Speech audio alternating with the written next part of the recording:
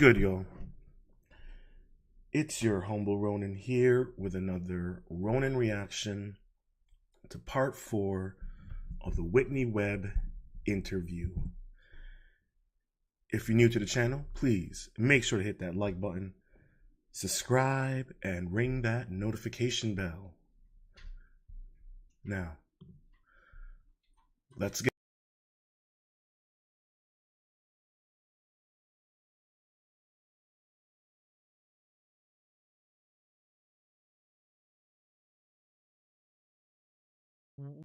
If he's being protective, if he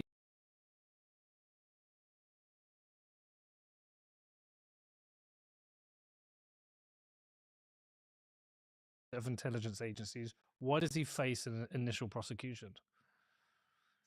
Well, obviously the sentence he got, I think in total was like 18 months, and it was like minimum security. He was allowed to leave the prison during the day to work. Yeah, he had like a private office. Yeah, but I think the most important part of it, in terms of what we're talking about, is that it was supposed to grant immunity to a lot of co-conspirators. Right. Which was supposed to include Ghislaine Maxwell, and actually there may be a Supreme Court case heard about this, because Maxwell's attorney is and Maxwell herself obviously is arguing that because of that agreement, which was, with the government, or at least the government of Florida, but I think it's the federal government, they should honor that and shouldn't have prosecuted her for the case that she was convicted for more recently. Yeah. Yes. And I don't know. We'll see what happens there. It's complicated stuff. But a lot of the stuff Ghislaine is in prison for right now, I believe, is stuff that's alleged to have occurred earlier than the period most people think of. It's related to the 90s, as I understand it. So she was trafficking young girls around the whole time? I think it seems like it began, the operation seems to have begun in the early 90s, around the time Maxwell died and Epstein and Ghislaine are publicly seen together. This all became a story in the UK, obviously, because of Prince Andrew. That's where our interest comes in. Oh, and what's crazy about that relationship is that there were so many articles from like 2000, 2001, and 2002 about that basically say things like Ghislaine appears to be blackmailing Andrew for Epstein. Back then, it's nuts, and talks about Prince Andrew bringing his own massage table to be massaged by like Epstein's entourage and stuff, and that Ghislaine is charismatic and can wrap men around her little finger, and all sorts of. I mean, some of the quotes are just bonkers. Did you ever see his interview with the BBC? Just clips from it, where he claims like he's unable to sweat. Unable to sweat, yeah, because of trauma from the Falklands. I would watch the whole thing. It's one of the wildest interviews you'll ever see. I mean, fuck knows why he chose to do it, because he's a terrible liar. Yeah, he probably thought it would work. I mean, it totally backfired. Well, I'm sure powerful people like him are surrounded by yes men. Yeah. So that probably didn't help. Yeah, I mean, he's kind of been ostracized by the royal family now in some ways. Yeah. But he got away with it. Yeah. And the weirdest part of him was after. I mean, you're but I mean, wasn't Prince Charles or King Charles at one point very close to Jimmy Savile and some of these other figures, Lord Mountbatten? Yeah, I don't know the detail. I don't know, but I always thought it was wild that Prince Andrew, as a royal and essentially an heir to the throne of some sort, would go and visit Epstein and go for a walk in Central Park with him after a prosecution. Some people say that Epstein and Andrew met as early as 91. Wow. That's alleged by Steve Hoffenberg, his former business partner, who did the Ponzi scheme with him at Tower Financial. And you can take that with a grain of salt if you want. I mean, obviously, Andrew himself says it occurred much later. I think he says 99. Well, everyone has their own window, right? Yeah. Everyone, I mean, again, there's so many issues of conflicting stories about who met who in the Epstein story, but it's because people want to absolve themselves of responsibility as much as possible. Yeah. So again, it's kind of complicated there, but there's allegations of it going back earlier. But what's interesting is that when Andrew was publicly known to be with Epstein and Ghislaine, and it was the subject of much media speculation in the UK, which is, 2000 to 2002, roughly. Andrew in that window is appointed to this role where he's the UK representative for international trade and investment, and in doing so has a major role in arms deals. Yes. Specifically lobbying on behalf of BAE Systems, which is a major UK defense contractor that previously worked very closely with Douglas Lease. In the Thatcher era, Lease was responsible for getting the Yamaha deals signed to benefit BAE. And that is one of the reasons for the extreme closeness to this day of British and Saudi interests. We haven't talked about Leon Black yet.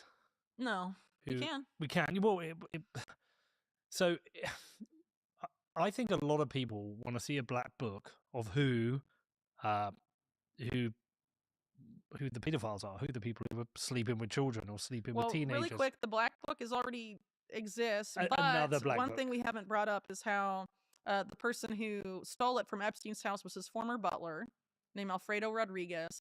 And Alfredo Rodriguez offered it. He was trying to get money for it, but he circled names in it, trying to give it to the victim's lawyer, saying this is the holy grail of who was responsible or who were major accessories to Epstein's sex trafficking crimes. Right? And so Ghislaine is circled, Leslie Wexner circled, Jean-Luc Brunel is circled, but so is Donald Trump. So is this guy named Flavio Briatore, who is known, I did an article about him recently. He introduced Naomi Campbell to Epstein, for example. But he's very close to Berlusconi, who we talked about earlier. But is this why Musk came out and said the reason Trump's not releasing the files is because he's in them? I mean, it possibly could be related. Because that's what the butler was saying, but no one can ask him why he circled the name because he's dead. He died in 2014. Suspicious? I mean, he allegedly took the book saying that he needed insurance because Epstein wanted him to disappear.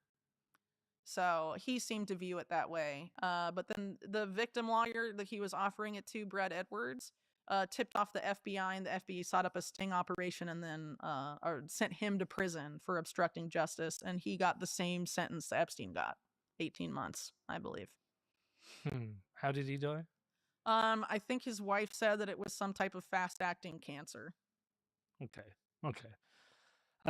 But either way, he can't be asked about it. But that does seem significant because... You know, some people have said, oh, well, he wanted money, so he was just circling names of billionaires. But there's people in the Black Book that were much richer than some of the people circled there. Certainly much richer than Maxwell or Jean-Luc Brunel. Obviously, Leslie Wexner and Trump are very rich. And some of the other names aren't nearly as rich as other people that are in this book, like Tom Pritzker, who runs Hyatt Hotels, who is fabulously wealthy, for example.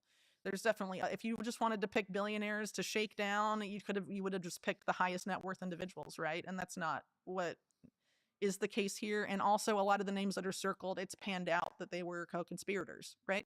Like Wexner, Maxwell, Brunel, for example. They're the most well-known associated names with the case, besides Epstein himself. All right, so Leon Black gave Epstein, was it 158 million?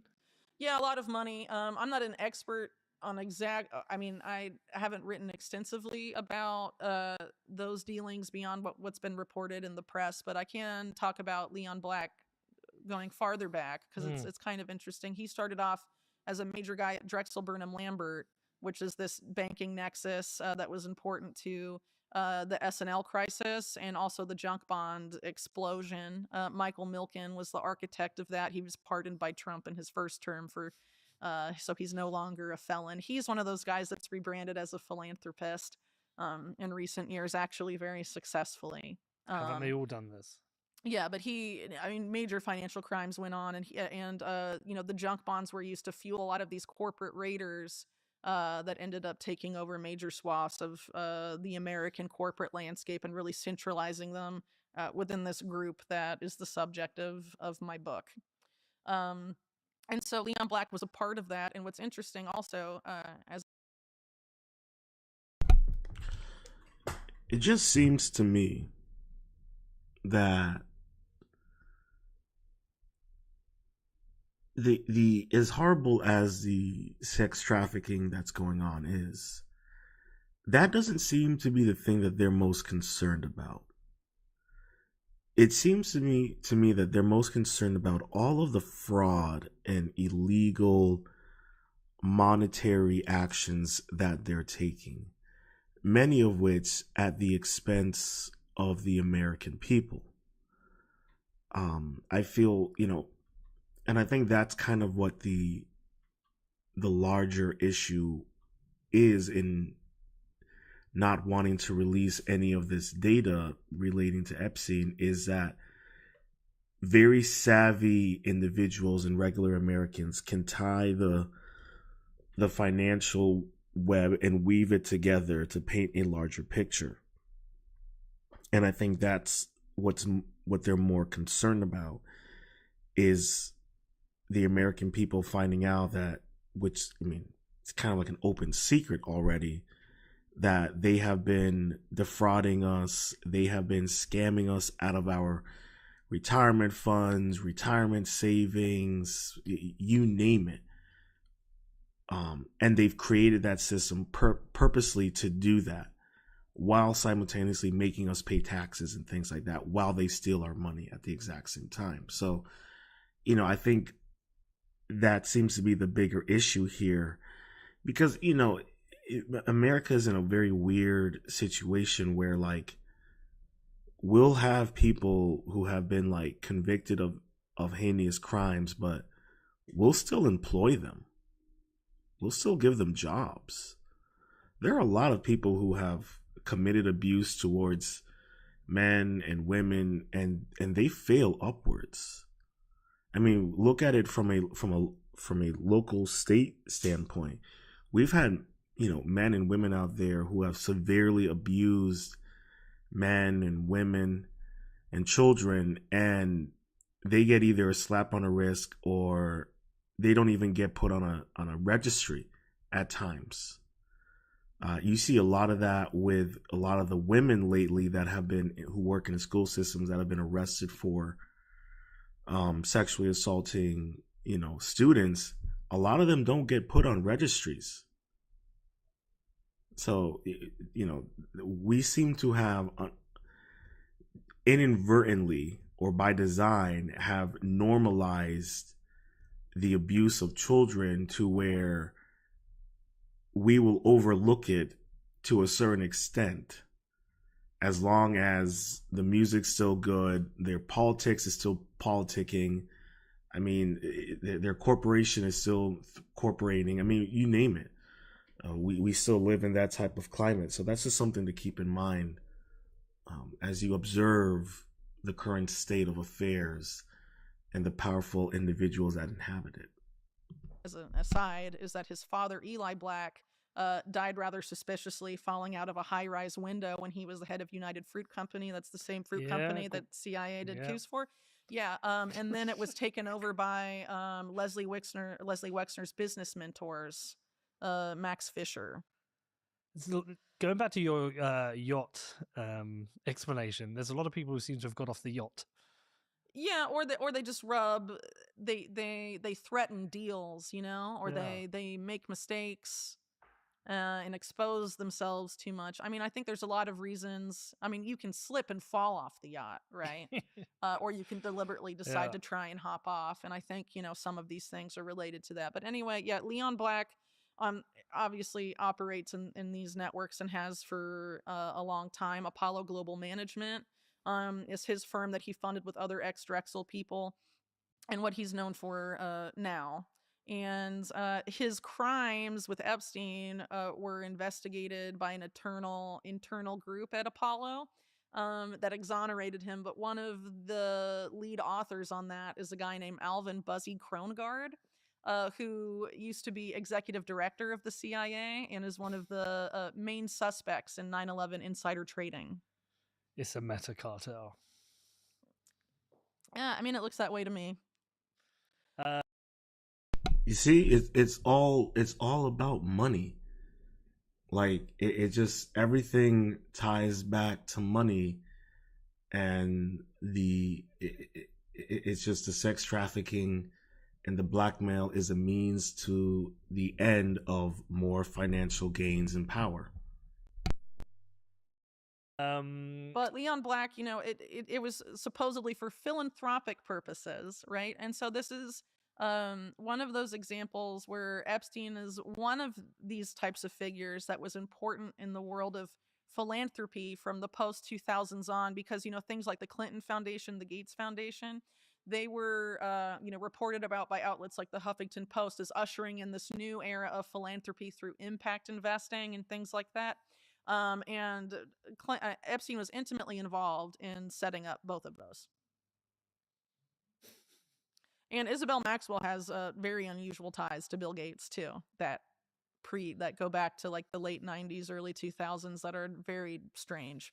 So something weird was going on at Microsoft with Microsoft's top people. And then what a lot of people don't talk about either when they talk about the Gates relationship is that Epstein was also very close to the chief technical officer of Microsoft, Nathan Myhrvold, and actually went on a Microsoft business trip to Russia in the late 90s that Myhrvold was present for. That, apparently they can't explain, but I would argue that's one of those trans-ideological corporations things, because that Sam Pisar guy I mentioned earlier, the Maxwell confidant that talked about all this to Congress and was like, it's actually not a bad thing.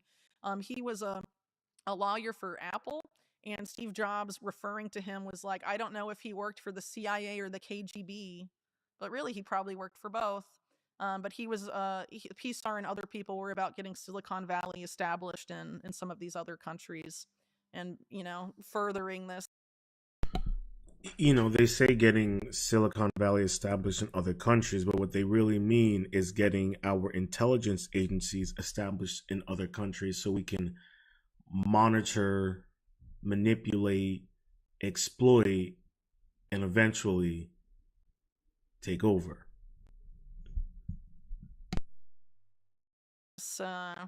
The trans ideological corporation model where corporations run the world and the nation state and nation state sovereignty is irrelevant or doesn't exist. Where's Leon Black now? I believe he's still at Apollo, isn't he? I haven't followed him really ever that closely because I found other parts of the case more interesting, but I think he's one of those obvious signposts that show that people came to Epstein to manage money when they wanted to evade taxes or engage in money laundering or some other sort of financial funny business. Or maybe wanted a certain type of entertainment. Well, that's been alleged too. Yeah. Black denies it. Of course. It's not like, hey, I'm a pedo. Mm-hmm. Yeah. Okay. So if we move to where was it 2019 Epstein was rearrested or re-prosecuted the second time? Yeah, it was SDNY going after him because the other cases, remember, took place in Florida. Yes. And so this is a totally different district going after him. But you believe at this point he's being discarded? So I can't say with any certainty I know why it was, but here's the thing. I don't think the U.S. government, specifically a district as known to be as corrupt as the Southern District of New York, SDNY, would be like outraged on behalf of the victims that Epstein had been let off so leniently 12 years before, and it was all because of Julie Brown at the Miami Herald. They decided to go after him. I mean, that just seems like a cover story to me. Not to imply that Julie Brown was involved in that, but I think her reporting gave them an opening to go after this guy, at least some faction, for something. Yeah, I think Epstein probably pissed off someone. I want to talk to you about one of my sponsors, Incogni. And that means we're going to talk about the weird world of spam. And I don't just mean those spam emails that you get day after, because I wrote it down. I do have a theory, but I mean, it again, it's hard to know, and this is inherently speculative, so I really want to preface that. Yeah, okay. Yeah, well, a lot of people, because I talk about controversial things, and I'm very critical of billionaires, like to twist my words. So trying to be careful. This will end up a 5-second AI things. I have a major AI slop impersonation problem that we can talk about later because it's insane. But yeah. Sorry, we were talking about. So you have my theory about why. Theory. Yeah. So, John Brennan was CIA director under Obama, and there's a lot of weird things around him. So, for example, Michael Hastings, a lot of people have forgotten about him. He died suspiciously just as he was about to publish an expose on John Brennan. He had previously published something on Stanley McChrystal, who was a major general at that time, who had to resign because of the reporting. So there's been speculation about that, about what happened to Hastings. And then there was a WikiLeaks release after about how the CIA had the ability to take control of someone's car and cause something like what happened to Michael Hastings, who died in a weird explosion in his car. And isn't that the same thing that happened to that recent actress whose car went haywire, crashed into a house, exploded, and then there's that very jarring video of her getting put into an ambulance. All of a sudden, she like jumps up trying to escape. They grab her, put her down, restrain her, and put her into the ambulance. Keep in mind, it was not EMTs that were doing this. It was just random firemen. I can't remember her name, but she was about to put out a documentary about pedophiles in Hollywood. And you remember that woman that oh god, what's that actor's name?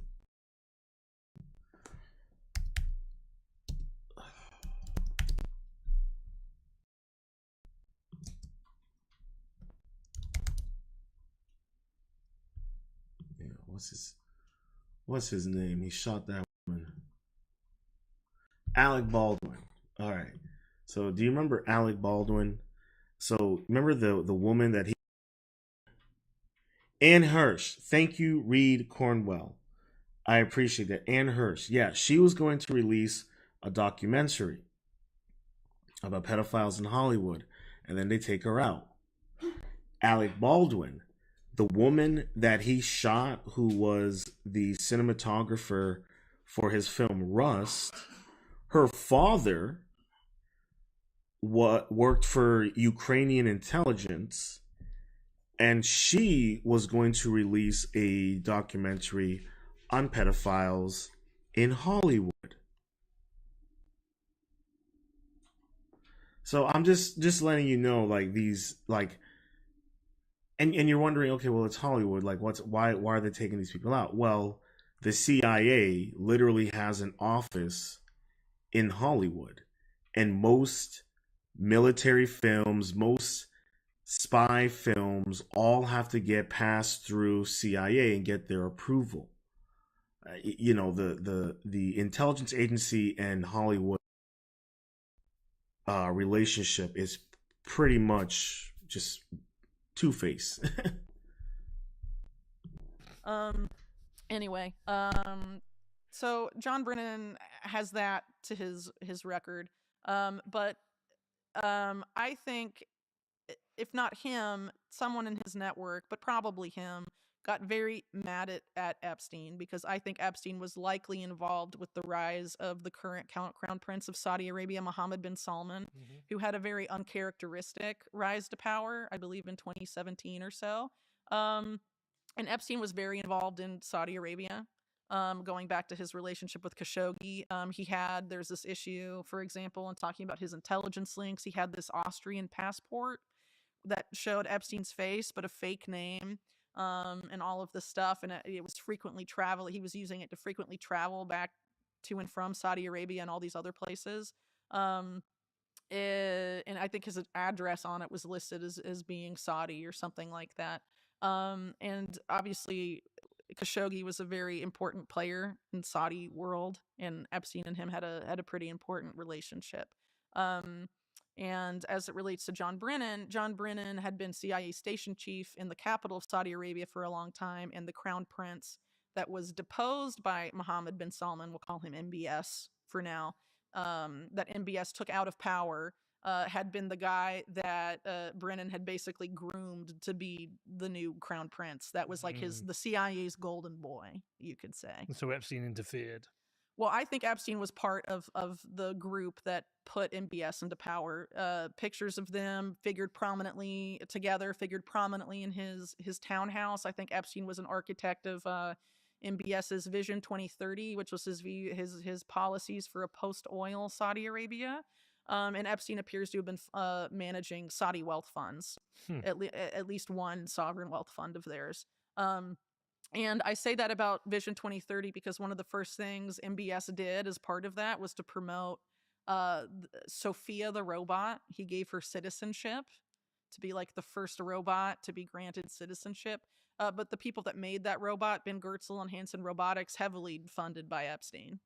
So I think it's very likely he was the one that connected him, and he was very interested in AI and robotics, transhumanism, and a lot of the stuff that's sort of within Vision 2030. But ultimately, his what he was doing was working against U.S. interests at that point. Well, I mean, again, this is a transnational thing, and so you have transnational factions too. But basically, I think it's pretty clear that the Obama faction is different than the Trump faction, right? And so you're having someone like John Brennan getting pissed off at whoever took out his favored leader of Saudi Arabia and put in.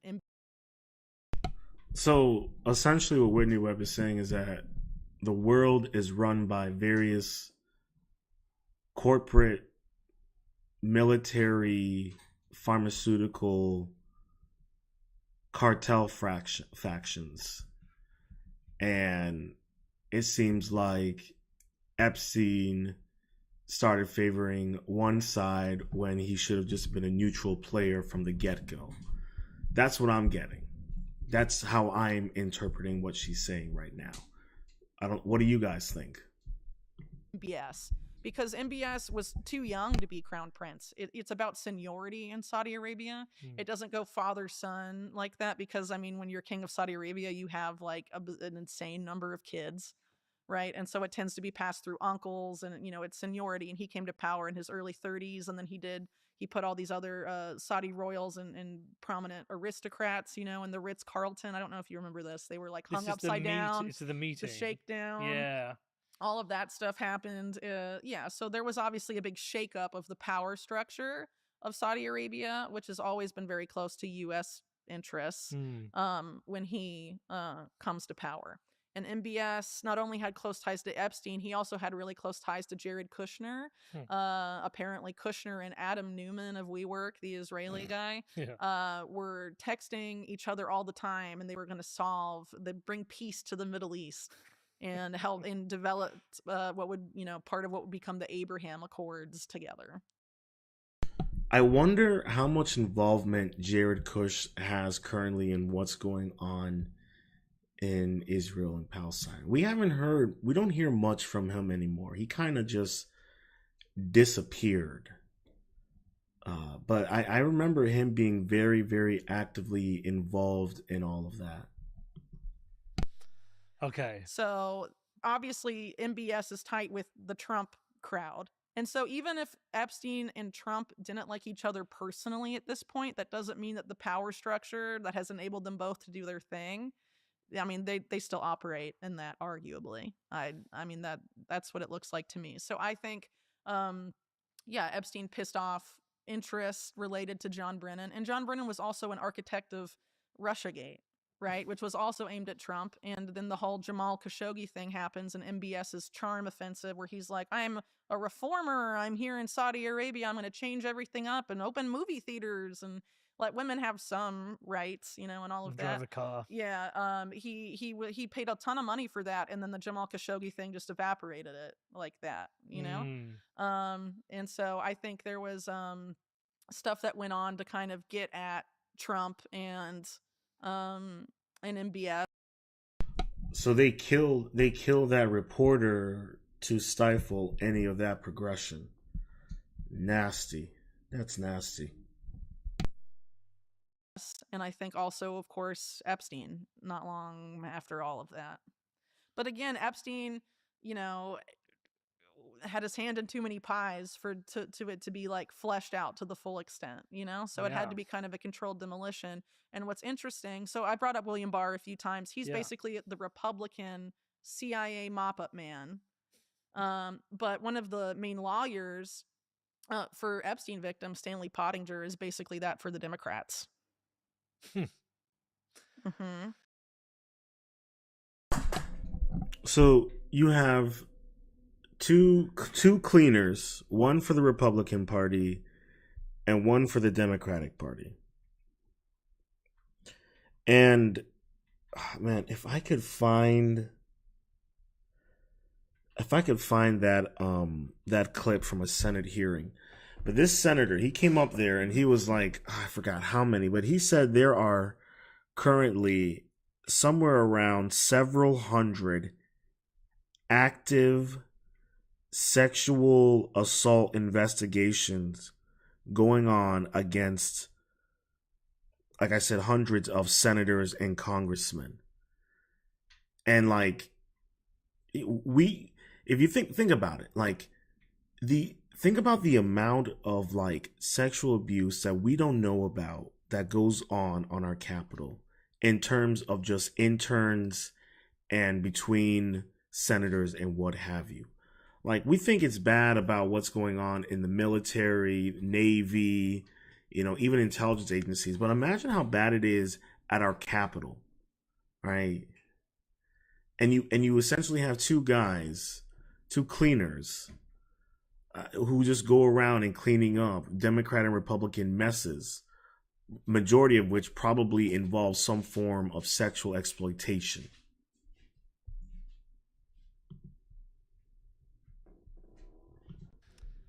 And his law partner, Brad Edwards, is the one that tipped the FBI off about the guy with the black book and got him sent to prison. I mean, there's kind of some weird stuff there.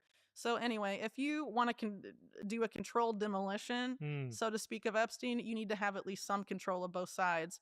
And it's interesting that one of the main prosecutors for I think Maxwell's case and then later the Diddy case is James Comey's daughter, Maureen Comey. I mean, you have like a lot of powerful connections here, and I think a part of it is aimed at controlling both sides because you can't have too much come out, Yeah, and so at that point, they've got compromise on Epstein himself anyway. Well, sure. Yeah, and so he's done. He's cooked, facing prosecution. Do you think he killed himself? Yeah, so I don't buy the official narrative about how he killed himself.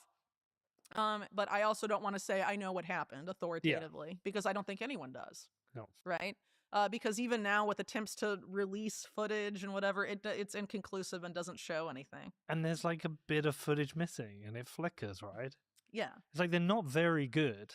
No, but I think they were just hoping that, it would be enough to keep people quiet and memory hole it and make people It's done the move opposite. on. Huh? It's done the opposite. Yeah. Yeah, but I mean a lot of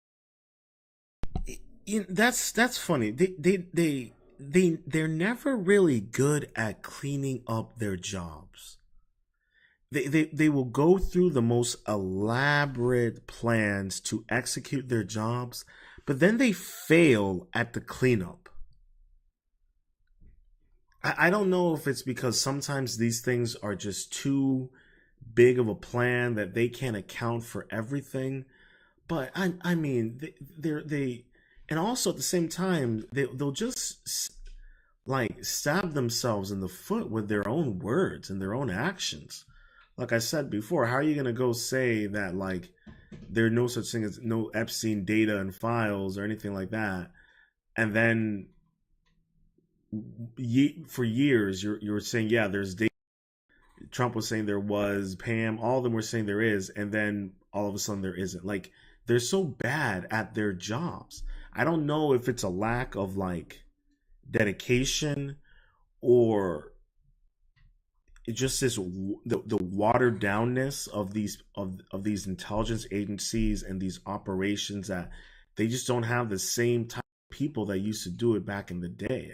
I don't know. They just seem to be getting more and more sloppy. I don't know if that's just desperation or just they just know that they can get away with it and they have no problems being sloppy while doing it. A lot of poor calculations, I think, were made, Do you think this is just going to fade away now? mean, I hope not, obviously, because I think it's a huge miscarriage of justice. Because, I mean, even beyond the sex trafficking stuff, this is a network involved in extreme financial criminality. There's a lot of weird stuff with Epstein, for example, in the 2008 financial crisis that hasn't been appropriately investigated, which was, in essence, a huge wealth transfer. From the Yes. bottom 99 to the Yeah. top 1%. And of course, Epstein was a major banker for the top 1%. Nobody went to jail. No, but he basically was the pin that popped Bear Stearns, and then Bear Stearns is absorbed by Epstein's new bank, J.P. Morgan. And do you know who picked Jamie Dimon to lead J.P. Morgan? Well, a little farther back than that. J.P. Morgan, it was Bank One merged with J.P. Morgan, and then he became the new CEO. Diamond did, but how did Diamond become head of Bank One? Well, it was the Crowns and Leslie Wexner's right-hand man, besides Epstein, Jack Kessler. Or I guess you could say left-hand man. He has two hands. One's Epstein, one is the Kessler guy. Because Bank One was like a Ohio-based bank. The guy that built it up was one of the mentors to Wexner. Exactly, Very Reed. close network there. Sloppy. And also had weird Iran-Contra banking links. So, and Diamond was Sandy Weil's protege, who was involved with the Glass-Steagall stuff for Citigroup and all of that. Yeah, so it is still weird that Trump came in and said, "We're going to release all the files. We're going to release everything." Well, I think they wanted to make people think that this was going to be a new era of transparency, but it obviously has not been that. So, What was Jack Posobiec saying? The most transparent administration in history. Some documents have been made that are notable. They've been released about things like the MLK assassination, the JFK assassination. Cool. But those were a long time ago. All the criminals that orchestrated those conspiracies are dead. Yeah. Or at least almost dead. I mean, Ruth Payne is still alive as it relates to JFK stuff. They could bring her before Congress, I guess, but we'll never talk to her. But that's besides the point. So, in the case with Epstein, it's too recent. Yeah, so many people are alive. Some of them are in power. Well, that's what I'm getting at, because I'm look, if Trump's going to come out and say, "I'm going to release the files," I'm assuming he knows himself he's fairly clean in his relationship with Epstein, fairly. But when he gets fully exposed to the files, who within his network is exposed? Sure. Well, that's the whole thesis of this recent investigative series I've been doing called First Friends, which is about people who are close to Trump that likely have something to lose if some of this stuff were to be fleshed out more. Such as? Well, one of them is Flavio Briatore, who I brought up earlier, who is, again, we already discussed, very close to Berlusconi. And he basically, Michele Sindona, who I mentioned, the guy who died from the cyanide-laced coffee, his successor at a lot of his shady companies, Briatore became a mentor, or not a mentor, the apprentice, the underling of that guy, whose name was Attilo Dudo, I believe, and he died in a car bomb that was never solved. And then Briatore left town, got tied to I think he went to Milan and got tied up with all sorts of sort of underworld characters, and there were wiretaps of him talking to crime guys, and he eventually had to become a fugitive from Italy and establish himself in the USVI. He became the representative for the Benettons of United Colors of Benetton fame, and later became best known as a Formula One guy because he was coaching the Benetton team. And Michael Schumacher was his main guy. But then he got caught, doing race fixing scandals while banking with the HSBC Swiss accounts that were all very suspect. The timing of that overlaps. So anyway, Briatore is one of these circled names, as I mentioned earlier. So Epstein's butler thought they were instrumental, or thought he was instrumental to what was going on there. And at the event where Naomi Campbell says Briatore introduced her to Epstein, you can see a teenage Virginia Giuffre being taken, following Maxwell around like her shadow. I think it was on Briatore's yacht, the party. And Briatore also was close to another Victoria's Secret angel, Heidi Klum, fathering one of her children. And I think his most recent wife after that was a former employee of Berlusconi, who was a model that marketed the Wonder Bra, something like that. But he has a lot of connections to the world of modeling that are, like Epstein, rather suspect. Yeah, I mean, just all through this, like I say, there's this big network of. I talked about these layers. One of the layers seems to be modeling. Yeah. Like it's ultimately it's It's rich guys crazy. and their Well, perversions. yeah. So Well, look what happened with the Abercrombie and Finch guy. He was caught trafficking young men through the Abercrombie and Finch modeling agency, and that guy was, pretty much a billionaire in some respects. So my most recent article on this is about another modeling guy named Paolo Zampoli, who is best known now, I guess, because people have accused Melania and Trump of first being introduced by Epstein. I think Epstein claimed that he first introduced them at some New York fashion event, and the first couple say no, it was at the Kit Kat Club. It was Paolo Zampoli that introduced us. Okay. But Paolo Zampoli is a protege of this guy named John Casablancas. I don't know if you're familiar with him. Nope. He is the face of elite model management, but that was a merger between his agency and the agency of this guy named Gerard Marie, who then became head of Elite's European branch. And Marie has been accused of trafficking women, just like Jean-Luc Brunel. The accusations are very similar. One woman accused him of trafficking her to Adnan Khashoggi, actually, in the 1980s. That Khashoggi paid 50 grand just to, meet her, and then she was pressured into having a relationship with him. And basically, a lot of these women, they are taken to these countries with all these promises, and then they are penniless, and to have success in the industry, predatory relationships develop because these modeling executives like Marie demand things if they want to have success. And it's very Let's not forget that this also happens to men. Like I said with the Abercrombie and Finch, like he was doing this with the men. He was trafficking young, aspiring male models. So I know that it's mostly women that they're focusing on, but let's not forget that they also traffic young men as well. it seems like a very dark industry. If you're looking at a lot of these people at Elite, I mean, including Casablancas, who was accused of exploiting. There you go, his Reed. younger See how models it as all well. connects? And Casablancas admitted See how it that all his connects? sexual preference was for what he called child women.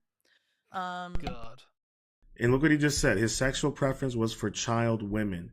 And remember that professor in California who came up with the term minor attracted persons? They were trying to normalize pedophilia as just a type of sexual preference that should be not ostracized, even though it's immorally reprehensible and disgusting. And we can get into the origins of that and how it ties to Greek culture and why it's prolifically seen in Western Europeans, but that's a whole nother conversation.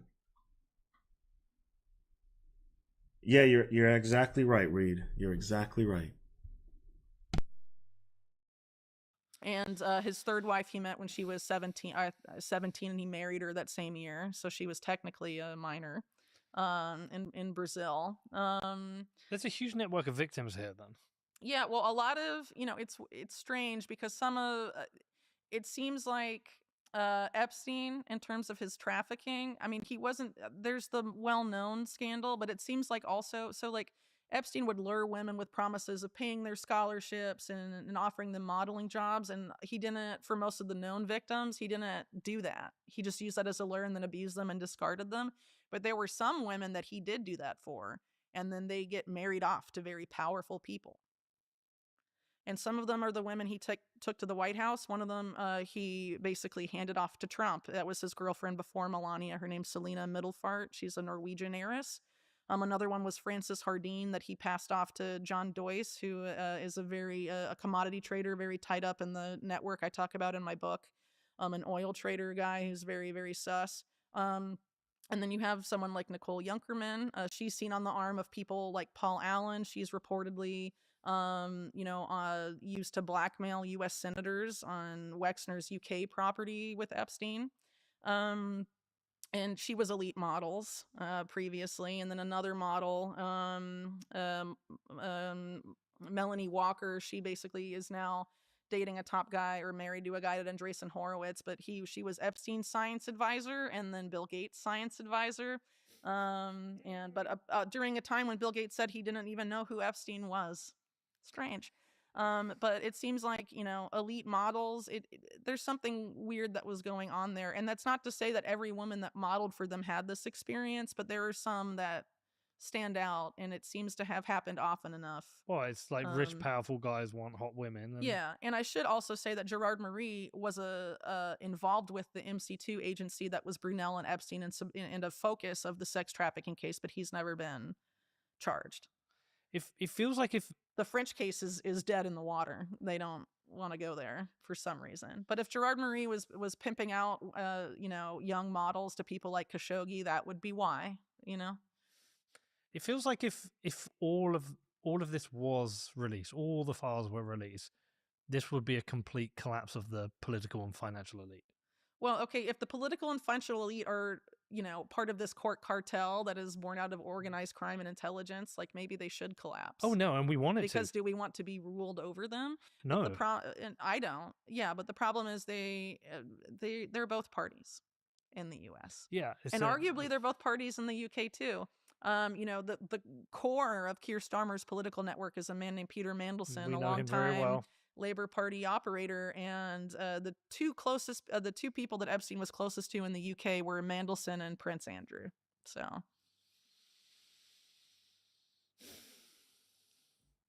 it's a transnational problem. And so, the reason Keir Starmer's in is because the last government was so terrible. And so, the next cycle, people will be like, I want nothing to do with Labour, and they'll just go back, and it's ping pong from one side to the other, but nothing fundamental changes. And so the same is true for the U.S., but what they need to control is perception. And so I think in the U.S., they've done a much better job of that than in the U.K., where, the Trump campaign created the perception they were going to be so radically different, not just from Biden, but from Trump's first term, right? In terms of transparency and all these major changes. And so they picked a lot of people who Trump's base trusted from, the years prior, like Dan Bongino, a podcaster who was like, release the files, being put in as a deputy FBI guy, and Kash Patel, release the files, being put in as head of the FBI. But then they turn around once they're in power and are like, trust us, there's nothing to see here. And I think they thought because those guys had cultivated so much trust with Trump's base, they would believe them, and that would be that, It does feel like it will be washed over. Imagine hiring a podcaster to be your deputy director of the FBI. What a world we live in. We're going to wrap it up here. Let's save the last part for maybe tomorrow, if not Thursday. We'll see what I have going on my schedule tomorrow. But yeah, like I said, it just seems to be all about monetary control through the guise of exploitation.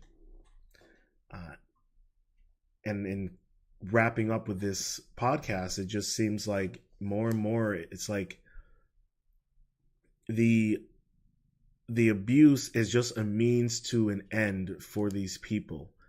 And it just seems like it's not even an afterthought. It's just part of the routine, part of the programming.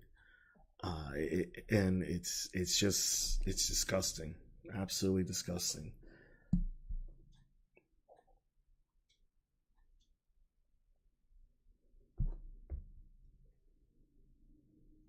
Yeah. Hey, man. Read every scandal they just wash away. Don't be surprised with the Charlie Kirk thing when they try to wash away this. They're already trying to. They're already trying to by politicizing it, and it's just unfortunate. And even like you, Capriana 22.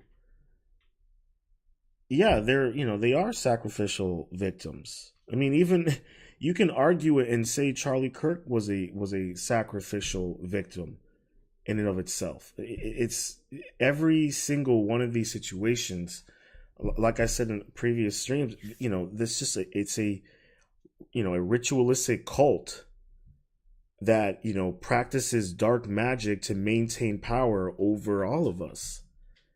And it doesn't always have to be like, it just seems for them, whether it's war, whether it's trafficking, whether it's money, whatever hurts us fuels them. So they don't have to always physically hurt us. They can emotionally hurt us, and that in and of itself fuels their need for more power, more control. The irony of it all is that they can have all the money in the world, but it's not going to go with them when they pass on, at the end of this journey.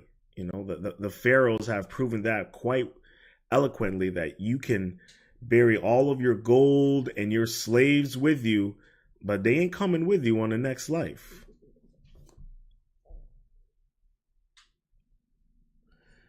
Yeah, what goes up must come down, and I think a lot of that is starting to come down. As easily distracted as Western civilization is, they're waking up to it. The American people aren't as stupid and as ignorant as they claim to say that we are. And despite the political turmoil that's going on, there are more people out there that I see who are more critical of everything than I see that are indoctrinated. And most of that indoctrination that we see, it's a microcosm.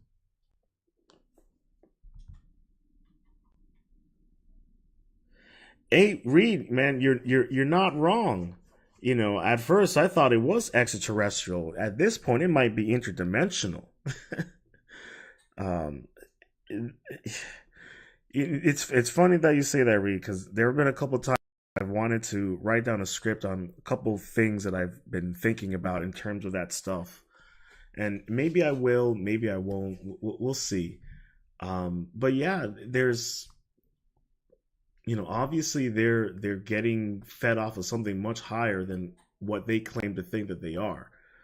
It's a very interesting and fascinating avenue to explore, but it can definitely bring you into that black pill world, one of which I have no interest in ingesting. But that'll conclude part 4 of our Ronin reaction to